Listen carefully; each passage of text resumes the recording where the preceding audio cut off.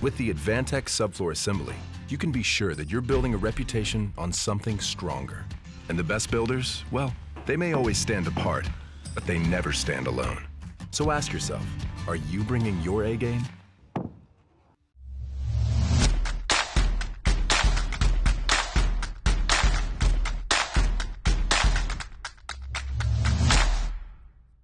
Hello, Unbuild It Podcast. We are live from the studio. Today's a real happy day. Why? I mean, we could talk about the guest that we have and how excited I am, but we were able to drop Jake from the agenda. So, happy day. It's me, my good buddy Peter Yost. Hey. And for those of you that don't know the man, the myth, the legend, yes, that is in fact Mark Willie sitting across the table. Welcome, Mark. Yeah, good to be here. Always a pleasure, Mark. So, let's start out with that same typical garbage question. Tell us a little bit about yourself, Mark. A little bit about myself. Yeah, let's keep it under 20 minutes, too, will you? There you go.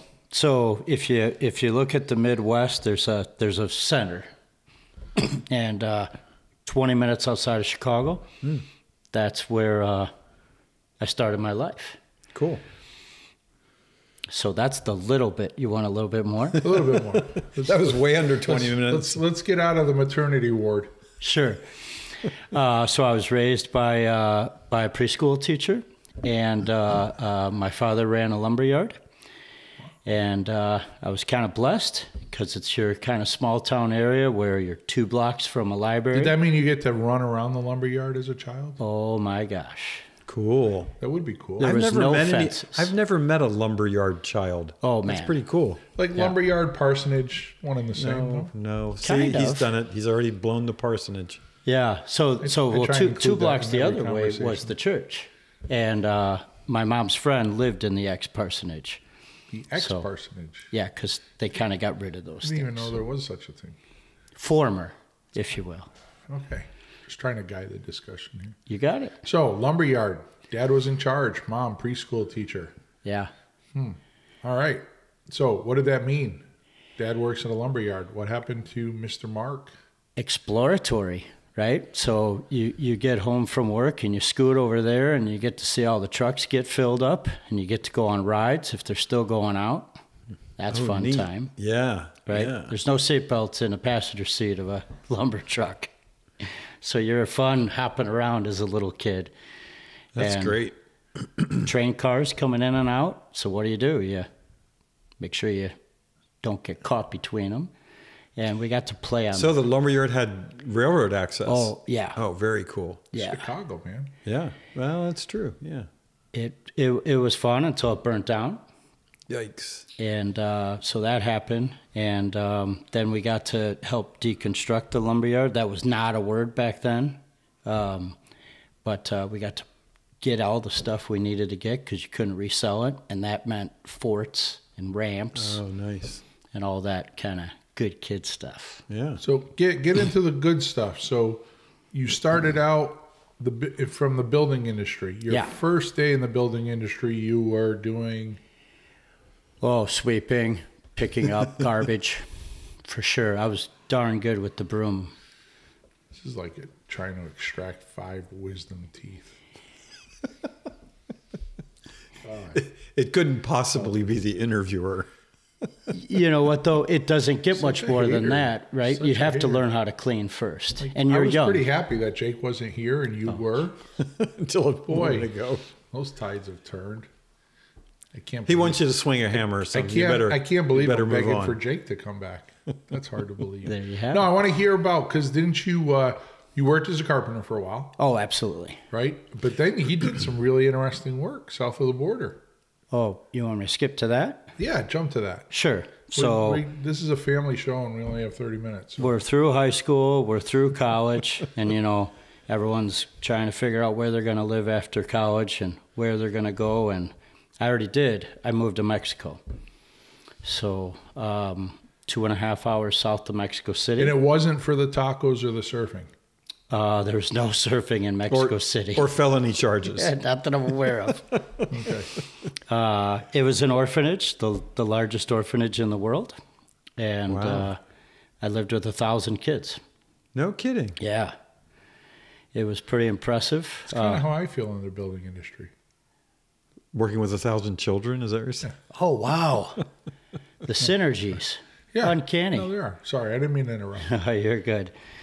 So Mexico City, Mark Willie's in charge. All I see is like him standing in this playground with thousands of kids running around yelling, Mark, Mark, Mark. Well, they would be saying Marcos. Yeah, I was going to say Marcos. Marcos, yeah. So it was sustainable as it gets. You had corn, you had 300 hogs, you had 1,200 chickens, about 1,800 fish, and you had tortillas at every meal, rice and beans at every meal. Were you working on buildings at all while you were down there? I did that as well. I primarily raised help raise the children. Yeah. There's very few adults. And then we built a dormitory while So you weren't like builder maintenance, you were orphanage counselor. Oh, yeah. You woke the kids up. If they cried, you helped them out. If they needed to do chores, you inspired them. And these are all ages?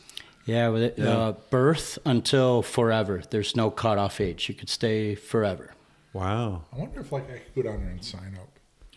Take a break. Yeah. mentally. As a fairly large child, I think you'd qualify. Could have somebody hold me while I cry myself to sleep every night. Just have Holly sign the paper and you're good. But so that's mostly masonry buildings down there. So we had, it was concrete and rebar, and there was 120 people mixing concrete and about 800 of us carrying buckets. Yeah. Mason tenders, basically, right? It was uncanny. Talk about bucket brigade. That's literally a brigade. When we decided to pour the slab, that went quick. When we did the first floor concrete, then you had to go up, 16 feet to get to that. And then when we did the roof, that was another 18 feet. Whoa. And it had to be poured in one day. We started at 3 a.m. and we finished at 3 a.m. Oh, my word. And that's not 24 hours of pencil pushing. That's 24 hours of Carrying buckets. pushing slurry. Yep. Wow. Child labor, those kind of factors were all in. But the Yeah, guys, I can't imagine like the bucket. You can carry that much concrete in a bucket because it'll wear you out. you could almost have a full 5-gallon bucket, but by the end of the day, you were struggling to walk up those ramps. Yeah, It for was sure. a real deal. And then you had a bunch of guys chipping stones for all the cornerstones. The priest was a Catholic priest, and he was of Irish ancestry, and so he had all of the different signs from different churches around the world chipped into the stone, and we added them into the cornerstone. That's pretty cool. Yeah, So how many years did you do this? 2.5. And then where do we go? We leave Mexico City and go to Chicago. Chicago, of course. Why not? I Yep. mean, where else do you go from Mexico City, right? Skip right to it. What do you do in Chicago? I started working for a graphics company. I Yep. can see where the orphanage links to that. Yeah. Okay. It's just what happened. And I traveled the world for about 10 years working for them, getting on airplanes, if you will. Really? Yep. Mark has this no plane rule now. Oh. Yeah, no fly zone. He's no fly zone. We won't ask him why. We won't extract that from him. Well, let's just preface this with, we were driving to Jake's office today, Yeah. and when we got talking about Mark Willie, do you know what he said? Great And guy. He said, I did one say of the that. nicest guys I know is Mark Willie. So you come with some pretty high bars here, my friend. Love that. So, graphics. We move out of graphics to, let's get to the building industry part. Right. So while I was doing graphics, I was renovating buildings. And Who was the carpenter that was in Chicago that building science used to work with? That he did a lot of those like brick mass buildings. Joe worked with him for years on how to insulate them properly. And A building science carpenter guy? Well, it was a carpenter that hired Building Science Corporation to come there. Huh. I can't remember the guy's name. I didn't work on that project, I don't think. I don't remember anybody from Chicago that was a Yeah, remodeler. I remember just drawing the details for brick mass walls and stuff.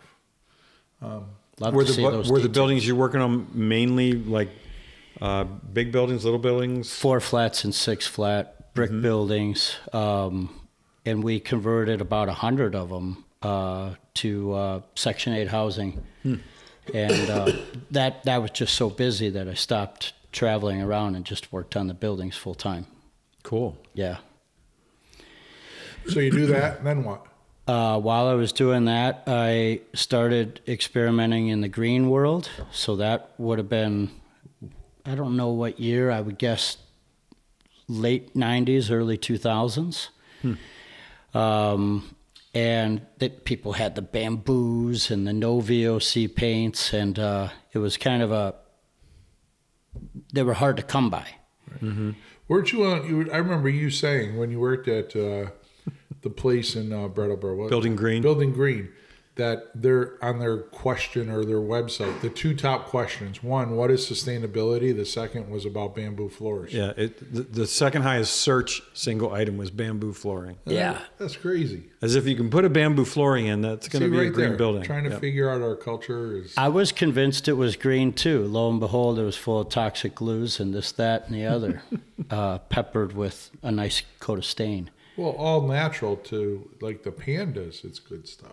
Yeah, it's good grass. Everything that happens after that. That's the problem. That would do it.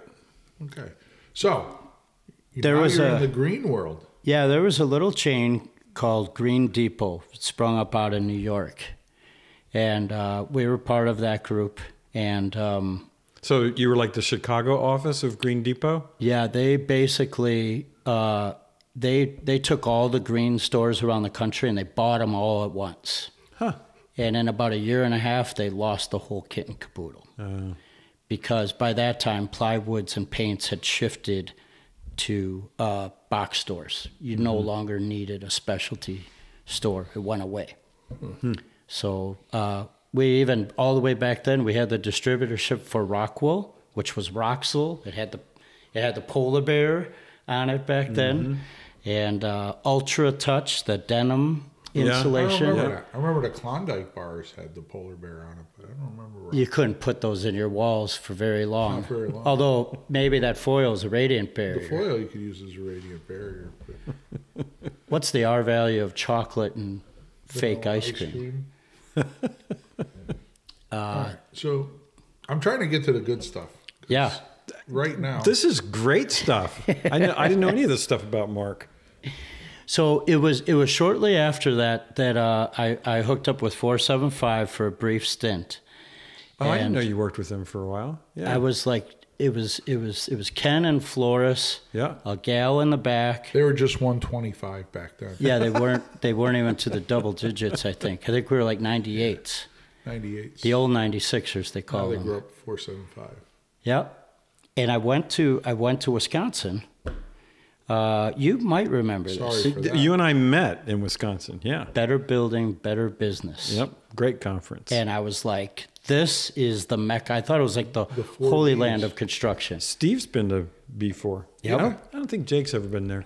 We're going to have to get him over to B4. Well, they're not really doing it anymore. But Yeah. They were trying to do a version of it this year. What I liked is it was at the Kalahari Resort. that's right. So at night, I could go into the Jungle Safari water park and play. And play. Yeah. That's Did what you do. did you wear that hat and those No. glasses when you went I into the was not Kalahari? incognito You back weren't then. incognito. When you go down the slide, they force you to say cowabunga or you're not allowed back You're on. not allowed to back. Right? I had amazing a really rule. good cowabunga. I have this image in my head of Steve going down the slide saying Kawabunga. Kawabunga. That's Yeah. going to stick with me for a while. And you want to make sure the Sorry. water's on when you go down the slide. I'm sorry for that. I'm going to remember that. Scarring.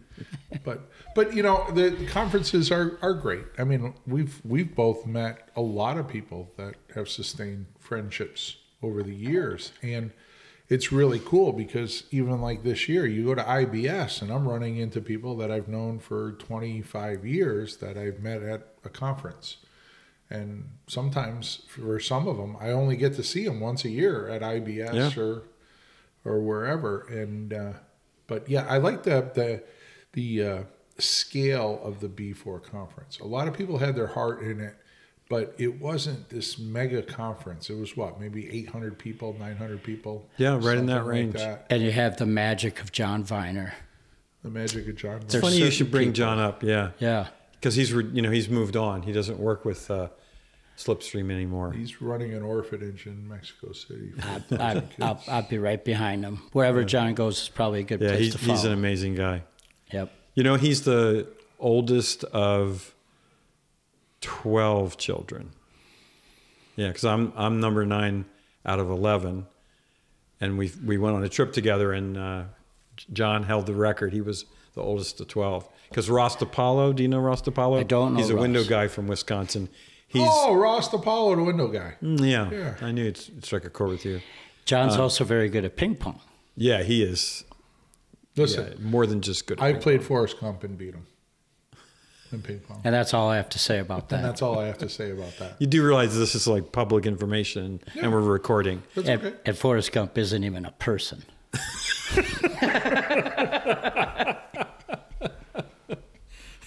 You beat somebody who's not even a person. So many people. Wow, you're amazing. That's just... So many people just try to bring me down. I can't. What's that? You can't like soar like an eagle when you fly with turkeys or something. Isn't that how that goes? Si no sabes volar, no te pones con las águilas. Geez. That's what they say. He's throwing Latin or something at me now. Latin. What is that? Oh man, That's about what you just said. If you don't know how to fly, don't hang with the eagles. Okay. Yeah. Unless you like good music. Okay. I want to soar. I want to be free, and you guys just don't let me. It's funny when I think of the word soar and you, it's not SOAR, Steve. Obviously, you've never been to Disney and saw the preview of the ride Soaring, because it's me sitting in the chair, like freedom. Saying cowabunga? I didn't say cowabunga. At least there's a thread there. Speaking of Disney, did you ever see that one thing that spins around? It's kind of like the Life of the Future or the House of the Future guy. Yeah. Spooky as can be. Huh. This guy just turns around, and every 10 years, it's a different version of him and his family. I sat next to my grandma, and she goes, "How do they sit so still?" Don't worry, Grandma, you'll be there soon. That's how you sit still. That's how you sit still. All right, so we're through the Green Depot. Through the Green Depot. Through home 475. Yeah. Small stint. You left 475, and you became... That's when full-on woodwork, full-on metalwork, full-on construction. That was nonstop. Was that for yourself? Were you... It's with well, there's a couple different groups. I did it with my buddy Fred for a few years, and Chris. More of this it depends crap. That depends. And then I did it with a guy named Mick. Mick. And we had a great time. Mick from Chicago? Mick from Chicago. Don't know. And whenever we walked into a room together, Did you they play looked ping at pong? me and they thought I was Mick. It was always confusing. And we have the same initials too. So what kind of work were you doing for that? I'd go on the road as a ZZ Top lookalike. ZZ Top. And You just need the spinning guitar, or you're all set. Oh man, you don't want to see me with a guitar. That's not for me. You don't even want to see me with a microphone. Fortunately, I have to right now. So tell us about the work you did with Mick and. We didn't do not the passive house stuff. We just did high performance. Mm-hmm. So we would just take the buildings and build out the insulation the best we could for the most part. Obviously, we were focused on the looks because we wanted to sell them and move on to the next. Mm-hmm. But we still did the Red Door of Truth all the time. Red Door of Truth. Oh, you've never heard of it? I never heard that expression before. That's embarrassing. Okay, yeah, it is. It's written right there. I can't believe you don't know. Red Door of Truth. Yeah. We always call it that. That's funny. I never heard that expression. I've heard that all the time. Yeah. It's a lot like Channery. I'm learning all kinds of stuff. Channery? Channery. Got it. Yeah, you missed Too much of a tangent. Yeah. So the red door of truth, we think it's just a beautiful tool. So we enjoy doing that, and that brought more attention to the projects.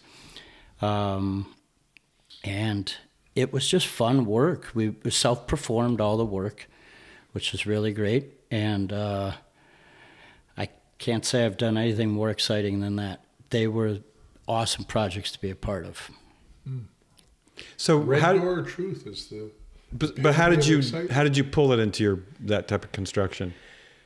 Through a conference where you saw a blower door being used, or a state program, or This is when the blower doors were the wind-up kind. It was a pull string first. Okay. But the strings broke, so they had to they hooked them up to a power cord later on, and that got them moving. So because of the time at the green stores doing all that, we were already interested in performance, and there was a place called the Center for Green Technology, and there was free courses. Yeah, boy, that sounds familiar. Is that based out of Chicago? It was. It was on Sacramento and Lake Street. Doug Farr was a part of it. Oh, and, Doug Farr. Doug, back in the day. So it was just normal rhetoric. And people were often in that group, they would look for builders to do the blower doors for free because they had invested the time into getting the equipment, but they didn't have people to try it out on. And so since we were connected with these folks, I didn't have to pay for the blower door. I'm like, yeah, come do it here. Well, then come to find out, then they wanted to do it like every single week, and it got a little annoying because you have a schedule to keep. But they wanted you to do the blower door work for free.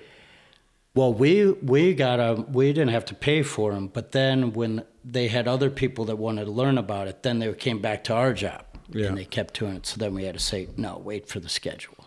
Yeah. So we did pretty good. We typically got sub 1 before we insulated, and we're pretty happy with that.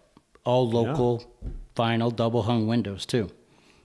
So 1 ACH50 as a target, which is pretty bloody good. Yep. I mean, the Building America program back in the 2000s when you and I were working together, that was probably in the 2 range. Yeah. 1.25 maybe is the lowest, but that's pretty good. Well, because of our building codes too, a lot of times we had to do the drywall on the outside. And so I wasn't using the tapes and membranes, but I had the drywall and I had the large 4x10 sheets of hardy. They were sealed up. Yeah. Flashing the windows, all my guys were roofers, so I didn't have to worry about water or anything. They were already on it. Very cool. All right. So you go from that to? I did that for quite a spell, and it was from there that I transitioned back into the materials business when I jumped in with U.S. Engineered Wood. There you go. Better known as? T-Stud. The T-Stud. Yeah. For those of you, we have this wonderful display by Jake Bruton behind me. Look at the T-Stud. It's pretty sexy. For those of you that are only listening, you have to go on our YouTube channel now and subscribe if you want to see the T-Stud. So Steve Bazek bringing you the T-Stud live, yours for $9.99. You can order 1 8-foot T-Stud. You can have it in your house. You can have thermal break performance live in your wall frame.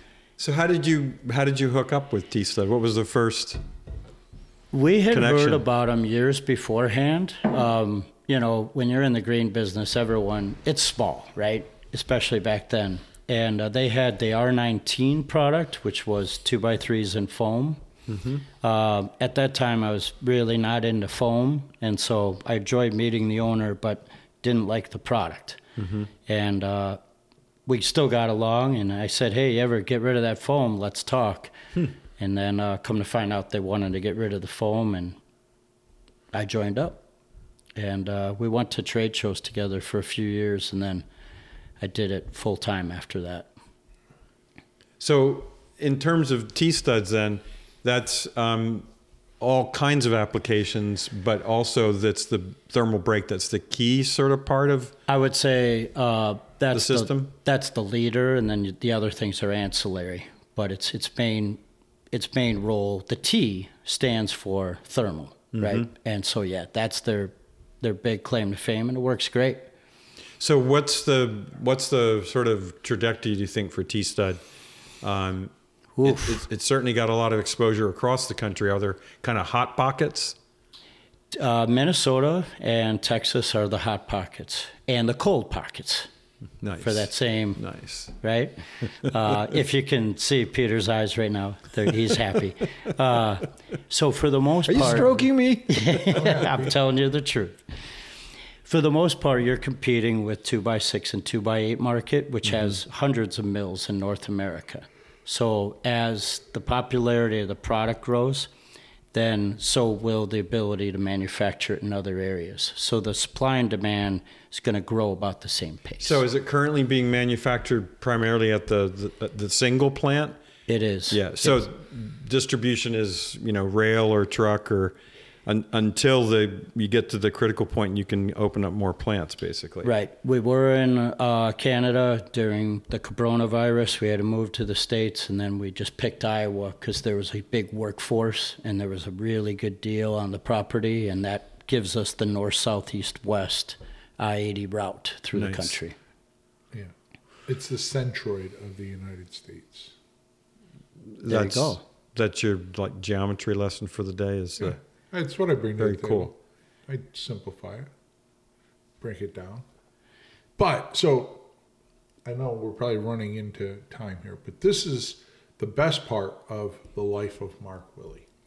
So, yes, he works for T-Stud, but I'm hard-pressed to think of somebody that works harder to benefit the industry than Mark. And I say that with the utmost respect for how much time you put in with just simply for the good of the industry. There's, take a moment and rattle off to us, right? You got Passive House Accelerator, Passive House 2050 Project. I mean, you are a chef in about 20 kitchens. So trying to stir the pot. You've been on the show. Jake's been on the show. I've sent Peter lots of messages on Instagram to be on the show. Peter Yost does not exist on social media. Well, he does exist. He just doesn't exist on social media. So for about 2 years now, we've been live every Friday for an hour and a half on. And that's with Dave Cooper. Dave Cooper live on Friday mornings. Yep, BS Friday, and then for and it's Building Science Friday, just in definitely. Case. So, not what you were thinking, Peter.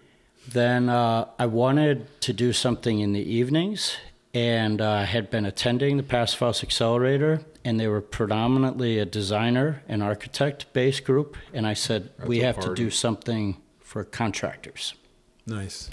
So invented construction tech, along with Kevin Brennan, Sean St. Amour, and later Shannon Pendleton, and we've been doing that for just over 18 months.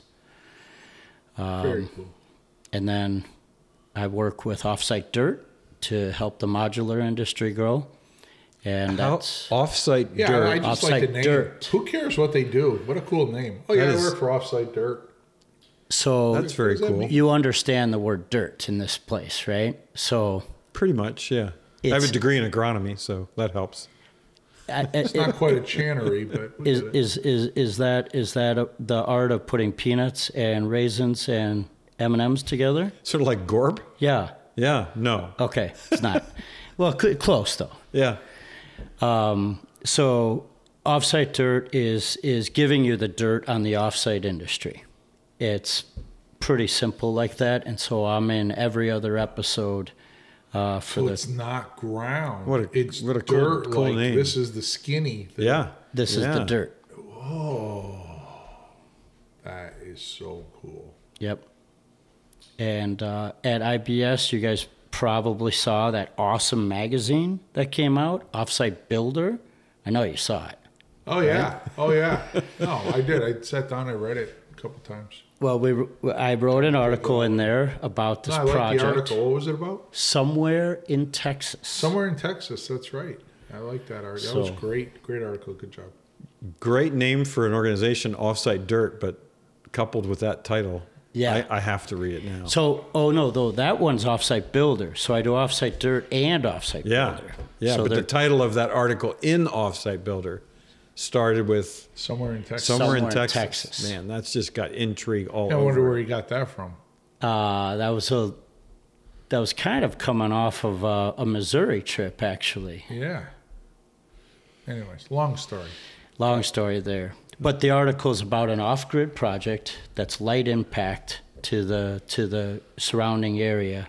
Stephen went and visited the project. I've been It's there. all solar panels. There's no electric on site at all. Cool. Even the job office Yeah. is solar powered. So the welder, everything runs off of The solar. welding Yes. operation. Holy smokes. It's really cool. Yeah, you gotta see this to believe it. Yeah. It's about an hour and a half from Austin. In fact, the World of Modular is at San Antonio this I year. actually had lunch there, just so you know. Good brisket. Guys, no, we had sausages and cheeseburgers with the two carpenters. They were cooking lunch while I was there, so I joined in. He remembers all the details about meals. Yeah, was there mustard or was it No, a fake I sandwich? wouldn't put mustard on. Oh, you have I to. would never. No, I hate mustard. I don't have to do anything. Well, hate's a pretty strong word. It I is. mean, it's just a I condiment. hate mustard though, but that's when I feel that strong about something. I use the word hate. So I hate mustard. What about stone ground? Good German No, mustard. I hate mustard. All kinds of mustard. Stop digging with him. You got to get out more. Got to get out more. I got to be more worldly, Jake says. Well, Mark, I just learned a crap ton more about your work. It's very, very cool. It's great to And be here. you know, getting praise from him is not easy. Like So blood from a stone, my dad used Except- to say. Yeah. very impressive. Oh, is that what he said? Yeah. Said getting anything beneficial out of you, it's like getting blood from a stone. I thought his famous saying was, if you're not first, you're last. Yeah. No, he used to say, he said, you know what number 2 is? It's the first loser. And on that note, Hey, Mark, what kind of shirt? What is that? Well, build it right, build it tight. there you Or go. no, get it right, build it tight. And- It's hard to read. That's Sega, right? Oh, yeah. Okay, so just hold on before we Stick shut with down. us, man. Jake Bruton's famous materials counter here. Oh, look at that. We got props. We got Sega props. Most people don't know what that is. That's a folding scaffolding rule. for Lego You know what's characters. interesting is not only is it a folding rule Right. with Sega and the Red Cross sponsorship, it's metric. Oh, yeah. So it doesn't have a IP side? No. It's only metric. So every 12 dashes is an inch? That's how it works? I think so. I don't know. 12 dashes. I like that. That's very cool. Divisible by 10, they It say. looks cool standing behind me, but I'll put it right here for now. Yeah, that's classic. I got a lot of Sega knives. I got Sega rollers. They make really good apparatuses. All right. Good so, tapes, too. So, Mark, as we close this out, how do we find you? LinkedIn is a good place. LinkedIn is a good place. So And it's just not Mark Willie. it Talk to isn't. me. What is it? So I use a different handle for all platforms. Of course you do. So on would we- LinkedIn, it's Mark Build Small Casitas Willie, because my parents' middle name wasn't the one I wanted, so I changed it to Build Small Casitas. And on Instagram, it's simple. It's Willie Woodwork. There you go. Do you know what Instagram is? No, we won't go there. And on Fridays you do the Dave Cooper Live. When is the accelerator and all that? You're gone Tuesdays, Wednesdays, Thursdays. Every Wednesday at 7 Eastern, 4 Pacific. Got it. Yep. And nice to be here with you folks. Thanks. Oh, Thanks for coming over, Mark. This was awesome. We got to talk to Mark Willie, and I didn't have to talk to Jake today. It's like a win-win. Although he's standing right behind you, so be That's careful. all right. And so how do people like us more, or do they punch us, or what? How does that work? You got to hit that subscribe Oh, button. hit the Peter. subscribe button. That's it. Okay, got it. Subscribe button. So if you're listening to us through Spotify or one of those audio channels, you do know we are live. So you can see me do this and that and more of this. Note to self, don't end podcasts with hand waving. Why didn't you tell them? See, now they don't have a reason to go to YouTube. Because it was note to self. It wasn't for everyone else. He knows nothing about marketing. Like, the whole idea is to instill the intrigue that you have to then search out. I'm sorry, via grandfather. marketing. It's like flying with turkeys, man. I tell you. I tell you, every day. Every day. All right, Mark Willie, thanks for joining. Pete, always a pleasure. Great to be here. Steve Bazek. Thanks, Mark. I'm signing off from the Unbuild It podcast.